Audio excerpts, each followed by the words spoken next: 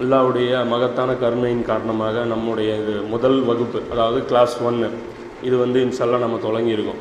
இது ஆக்சுவலாக நம்ம ஆரம்பித்தது வந்து பார்த்திங்கன்னா இந்த கர்பலாவுடைய வரலாறு, சவுண்டு கொஞ்சம் அட்ஜஸ்ட் பண்ணுவோம், ரொம்ப ஹம்மிங் வருது. இந்த கர்பலாவுடைய வரலாறு அப்படின்னு சொல்லிட்டு சிம்பிளாக ஆரம்பிக்கலான்ட்டு போனோம். ஆனால் என்ன விஷயம்னா, கர்பலாவுடைய வரலாறு வந்து எடுத்தோடனே சொன்னால் புரிஞ்சிக்க முடியாது. ஏன் அப்படின்னா, நம்மள அதிகமான பேருக்கு வந்து இஸ்லாமிய வரலாறே தெரியல, நபி ஸல்லல்லாஹு அலைஹி வஸல்லம் வரலாறே தெரியாத போது இப்போ கர்பலாவுடைய வரலாறு எடுத்து பேசும்போது வந்து ஒன்றும் புரியாது. அதே மாதிரி குர்ஆனுடைய அதிகமான விஷயங்கள் வந்து பேசி பார்த்ததில்ல, சகோதரர்கள் மத்தியில் பேசி பார்த்ததில்ல. குர்ஆனுடைய விஷயங்களே நிறைய தெரியல, நபி ஸல்லல்லாஹு அலைஹி வஸல்லம் வாழ்க்கையில் நடந்த விஷயங்களே நிறைய தெரியல.